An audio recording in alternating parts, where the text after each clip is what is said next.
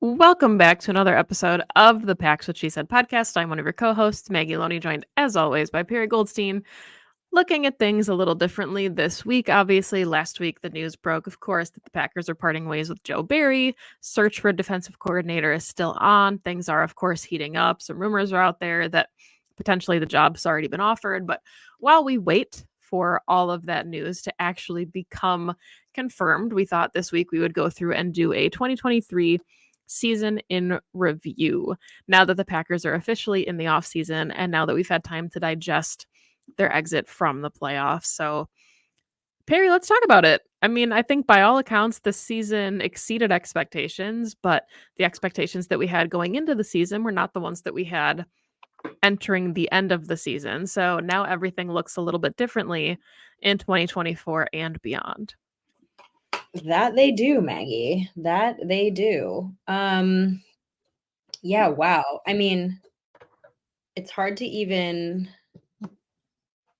remember what our expectations were going into the season, right? Like, I think I keep going back to some of the main questions, which were number one, is the quarterback?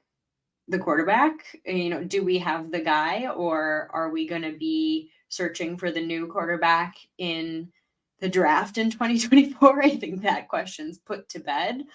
I don't even know if we really need to go into that too much because it's pretty unequivocal. I think we're probably this offseason going to have an episode breaking down Jordan Love's contract extension and or rip it up, new 4 or 5 year multi-million-dollar deal that he is inevitably going to get. It's going to be 40, 45, 50, who knows, $1 million deal that he's about to get. I mean, that's how good of a season Jordan just had.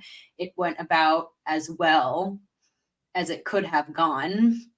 We'll probably have an off-season conversation at some point during the dead of it all, looking at his statistics and how he may or may not have come out as a top 10 quarterback by the end of the season statistically. So 1A going into the season was, have the Packers found their next guy? And that question was answered. And I think, quite frankly, like, that's when you're making the transition that the Packers were this season, that's the most important one. All the rest of the pieces can be changed, can be tinkered with, can be upgraded in a much more seamless fashion. But in the NFL, the QB is the most important decision. It's the most important question, and they hit it out of the park. So while, yes, they ended up going 9-8, you don't expect them to go 9-8 in 2024. You mentioned it. I think the next biggest question in this offseason is who they're going to go with at defensive coordinator. The most important going into the season, wrap it up, tie it in a bow, is Jordan the guy, and Jordan's the guy. Yeah. I mean, I think that was, we joked about it, the buzzword, the evaluation year. And I know going into the season, we had a certain set of expectations. We said this is absolutely a roster that, if Jordan is who they think he is, should go 10-7. Like, the defense, that was, I think, what's been so interesting about this whole thing. This is probably where everything takes a deep dive. As we said, the defense is going to have to carry this football team. And they did. In the beginning of the season, we had said, like, offensive line issues, wide receivers getting on the same page, really young offense, youngest team in the league. There were so many little asterisks that we put next to the offense. And we said, like, when they develop, it's going to be something really special. And to actually get to see that in season, I think what ended up happening is that the offense, grew leaps and bounds over what we had expected. And it's exciting now to think about that offense getting a full offseason together to develop and to get back at it and to go into this with built relationships, because the foundation, I think, was already ahead of maybe what we expected. And I don't think going into the season we expected the defense to struggle as mightily as they did. And obviously, injuries always play a factor into a lot of that. You had Rashawn Gary coming back from an ACL. Like, those things are never easy.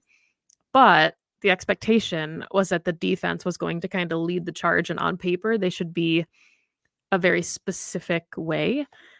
And that's the part that didn't come to fruition. So I think, like, stock up on the offense and stock down on the defense, with now we're seeing the a brand new DC coming in. So tells Yeah. you what the Packers thought about the performance too. Yeah. Well, I mean, I think and I think I said this on Pack a Day, not sure if it was repeated on this show, so I will repeat it now.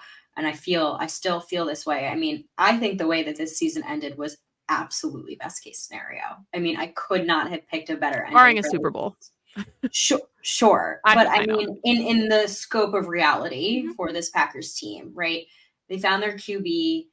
They ended the season, right, as we said at the beginning of the season, as long as they end the season better than where they started, which unequivocally they did, right? They're on the right trajectory. Everyone is development arrow pointing up. And they're still moving on from what we all thought of as the weakest link on this team, which was their defensive coordinator. All three of those things happened. Like, this team should, by all accounts, and it will depend naturally on who they choose, but the rumblings in the building seem to be they're going in what fans seem to think is the quote unquote right direction when it comes to defensive coordinator. But depending on who they choose, they're going to get better in that defensive coordinator category. I mean, this is literally best case scenario for this team is they ended better than where we ever thought that they would be. They're going to start the 2024 season as contenders in the NFC, at least. And they moved on from their defensive coordinator, who was, by all accounts, holding that side of the ball back from their full potential. I mean, I cannot think of a better scenario for the 2023 season than that.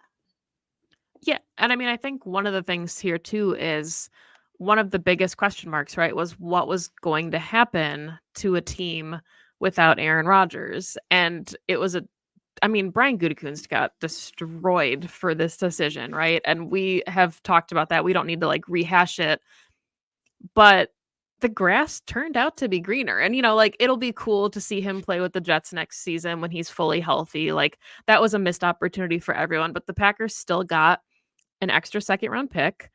His money is, moving off the books. They're Mm-hmm. young. Their offense is very inexpensive.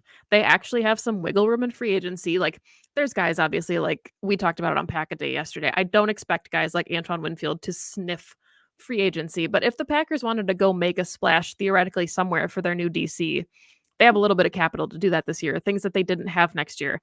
They've got 5 draft picks inside the top 100 thanks to, the trade. So even where there's perceived areas of weakness, you can tell immediately that they're going to be addressed. You got a new DC. You theoretically spend all 5 of those picks on the defensive side of the ball if you choose to. And this is a Packers team that statistically was better than they were in 2022. So in a rebuild year, they ended with a better offense, a better defense, a better red zone percentage, better third down percentages on offense. Like, just to make the decisions that they had to make, it just can't be understated how phenomenally the front office handled all of these decisions, because not only did the team improve, but they're in an even better position to succeed next season. Mm-hmm. And they were not easy decisions to make Right. either, but a good GM doesn't think about just the season ahead of you. They think, like you said, about, okay, this season and the following season, and likely the season after that, right? You have to think 2-3 steps ahead. You make really great points about the salary cap, draft capital, free agency capital. I mean, we're heading into those stages of the Mhm. off season, right?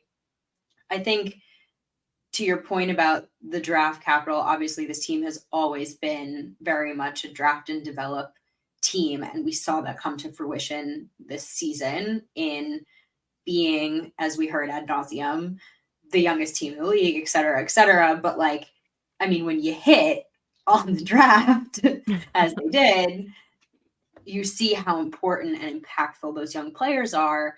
And like you said, they're very cheap, and that core is going to be together for a very, very long time. And again, like they hit on those players, right? It could have gone, you never know how it's going to go. But now in this, as we've said, this evaluation, so to speak, we were looking at which of these young players is going to be with Jordan. Now, okay, we have our QB. Which of these players is going to be with this QB in this future state of the Green Bay Packers? We also got that answer, which is the majority of them, which is pretty Yeah. freaking awesome to see, two young tight ends, 4 or 5 young wide receivers, which, I mean, how to make a decision around that. And you mentioned, there are a few positions still to make decisions around. Running back on the offensive side of the ball is probably one of them. But now, as you mentioned, there's some room money-wise to work with.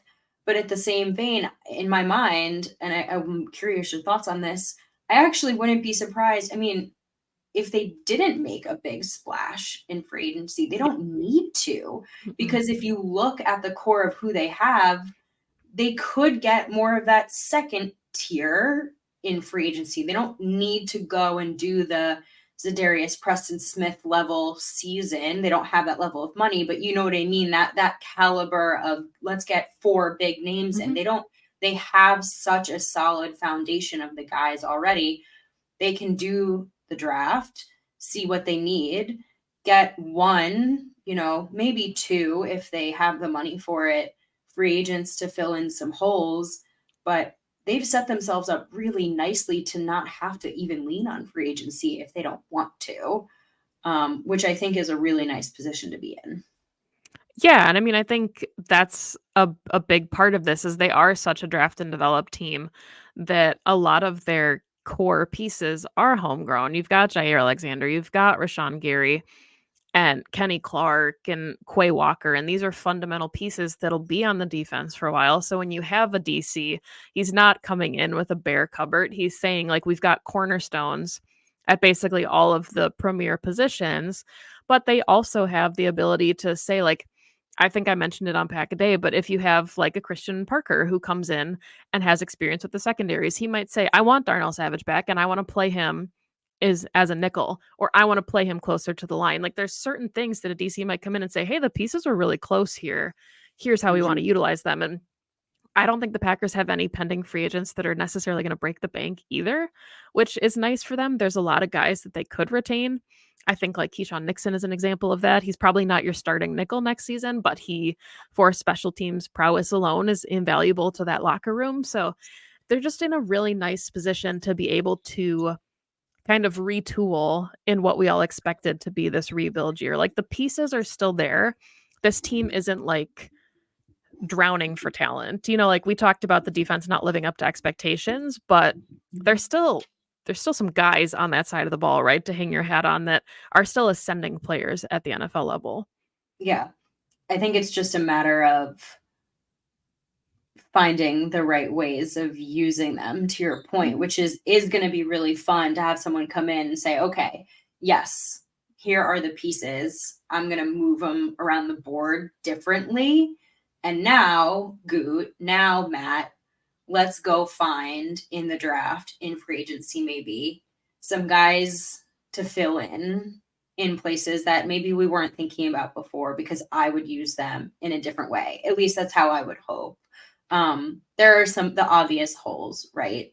Right. Safety, I think another inside linebacker, um, always looking to add up front. Um, I would not be surprised if they took another corner in the Yeah. draft, right? We have no idea what's going to happen with Eric Stokes. They traded away Rasul. I love Carrington Valentine, but we saw what happened with Jair being, on and off with the injuries, and I think you can always have more talent in the cornerback room, quite frankly. So, it's going to be another season where the Packers put more stock in that side of the ball, but this season, 2023 really was so much about the offense. And look how well that went. And now is going to be about, okay, let's get that side of the ball into their second year jumps. And I'm excited about that. I don't want fans to be like, oh, they keep pouring more talent into the defense. They keep pouring more talent to the defense.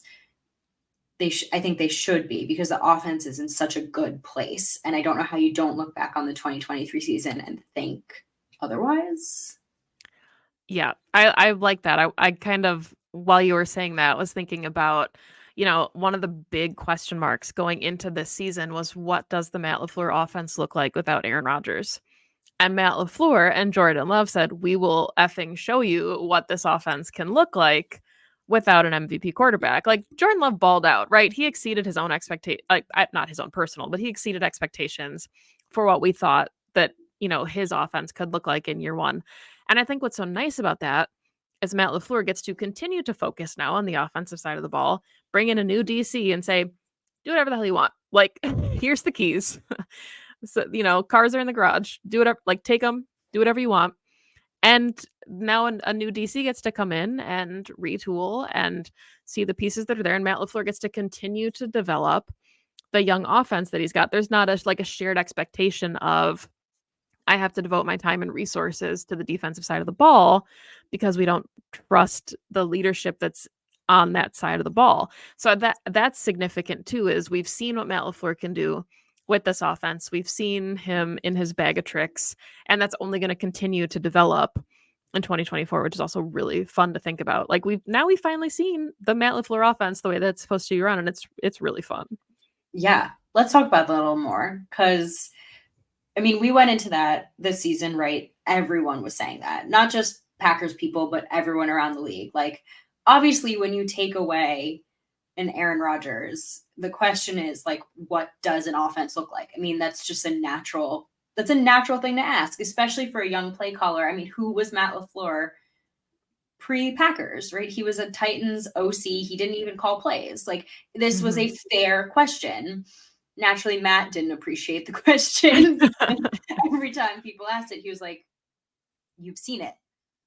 The collaboration between 12 and Matt was just that. It was a collaboration. And there were things 12 didn't enjoy doing, which was being under center a lot. Guess what? The Packers were under center like 60% of snaps this season.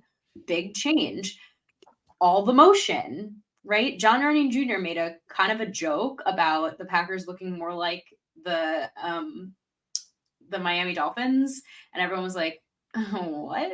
Because you guys don't look that great. And then what did we see? A lot more motion that was very reminiscent of the Miami Dolphins, which maybe the Miami Dolphins actually looked more like Matt LaFleur offense, because, the relationship between the coaches.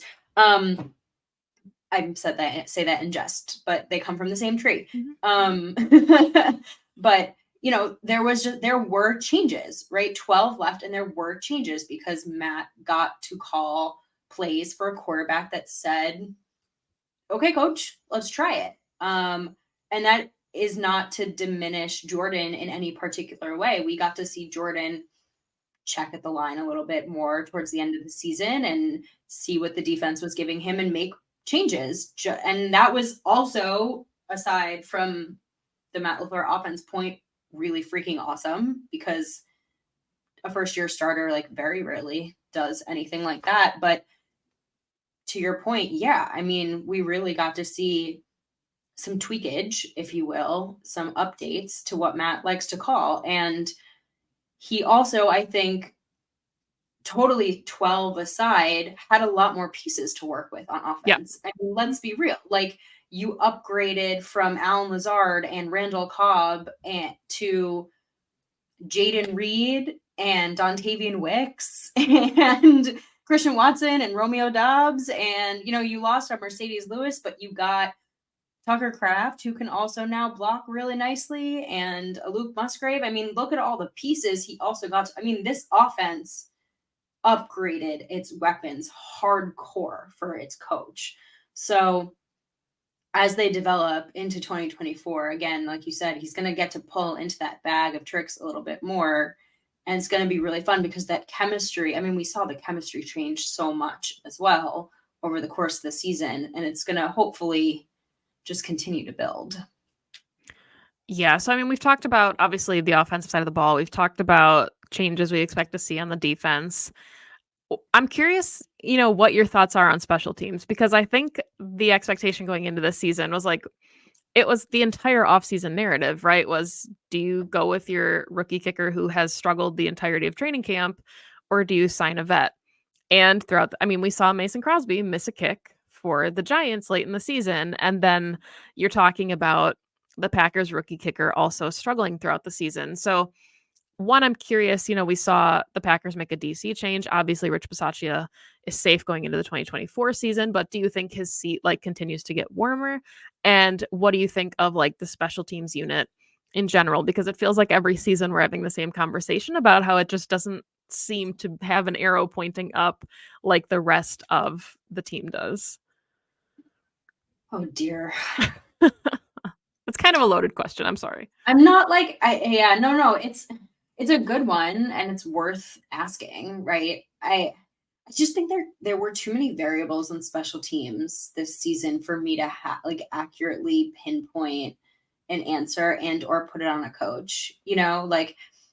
I was thinking about it as I was watching the 49ers Lions game because Jake Moody in Yeah. the 49ers rookie kicker was touted as this the best, rookie kicker, et cetera, et cetera. And, he missed a really important field. They ended up winning the game. Obviously it didn't matter, but he missed a really important field goal in a key game too. And so I don't know, I'd like to, maybe I have more patience than other fans do. And no, I don't want on the job development, as our friend Andy Herman says, in a divisional round game. I think the leash, to answer your question, I think the leash with Bisaccia is shorter because of his quote unquote special teams prowess. Where Yeah. you bring somebody in, you pay him that level of money because he's known for being this dude. When the results don't come quickly, then there's questions there. This is your thing. Why? I don't know. Maybe the Packers are just cursed for having bad specialty. I don't know. But at the same time, you also have an all-pro kick returner who, once again led the league in return yards. Again, too many variables, but I'm sure he'll be back this next season. And if Anders Carlson improves and is a consistent kicker and they bring back Nixon and is once again an all-pro returner and they're average, I don't think I care. Yeah, I think that's what is so challenging about this is the expectation for special teams is never we have to be a top 5 unit in the NFL. Would that be nice? Of course, field position always matters, right? It's at a premium, not to belittle the skill that it takes to play special teams. But if you're around the league average, you're normally okay. I think the problem with the Packers is that they're historically 28th. You're Yeah. in the bottom 10 or bottom 5 teams. And it's historically, how does this keep happening where we keep getting new special teams coordinators? And it was Zach Cruz on Twitter earlier had said that if you watch special teams operations this year, yes, some kicks were missed, but a lot of it was just the entire operation. The Packers invested in a veteran long snapper who had won the Super Bowl, and he was still one of PFF's worst graded players at long snapper. So I think part of it too is that special teams continues to be a revolving door. And one of the things we talked about when Bisaccia came in was they're investing a lot of resources in special teams, right? Normally these are fringe players, and that's kind of how you make a roster as being a bubble guy that can contribute. And I think what we're seeing is teams are saying, you know what, maybe we need to actually invest a couple of resources into good teamers because it can make or break a season for you. And what we're seeing now maybe is the Packers, maybe those are going to be a couple of the picks in the draft, obviously on day 3. But, I could see the Packers saying, hey, we know that there's room for improvement here too. So let's get some guys who can actually change the game in key moments. And I mean, look, it worked out with Keyshawn Nixon. Yeah. It's worked out with a handful of other guys. I mean, what was it? Eric Wilson, who made that amazing fumble recovery in Mhm. just this past game. I mean, I've seen them do it, and maybe to your point, right? It's consistency. It's keeping the same core guys around. Um, I would love to talk to someone who is more of a special teams nut. Maybe we get Justice on. Justice loves Yeah. special teams. Mhm. Because it's not a side of the ball that I unfortunately like pay enough attention to. Yeah, but it has to get improved because we saw it just this past game where a kick or two, in this Lions game, right? A kick or two, you win or lose the game. Like it is just too important. Um, it's just too important. All right. So as we wrap this one up, as we kind of put a bow on the 2023 season, next week we'll look ahead, do something fun we did last year, talking about how this Packers team compares to Super Bowl rosters. But as we put a bow on the 2023 season, any final thoughts you have, expectations that were exceeded, expectations that were not met, favorite players, favorite moments, any of it? Let's hear it, recapping the 2023 season. Oh my goodness. What a loaded question. Um, I think expectations were obviously exceeded. That much is fairly obvious. I don't know if there are many fans who would say otherwise, or else you just were really high on this team. Um, favorite moment? I would say I definitely look back on us being at that Saints game differently now that the season is over Yeah. than at the time. I mean, the fourth quarter comeback that early in the season was such an indication of who this team is now that I look back on it differently. For those listening, Maggie and I were at the Saints game. Obviously, we know they were losing. And then they came back, and Jordan and the team had a miraculous fourth quarter comeback. The defense did just enough to force the Saints to miss a game winning field goal, and they snuck out a win. And the change in this team, the ability to do that, come from behind, win, young team, but the ability to like be resilient and punch back, which is something that this Packers team has not really been able to do in years past. If you had told me then the way this season was going to go, I would have said, well, that fourth quarter comeback shows me who this team is, right?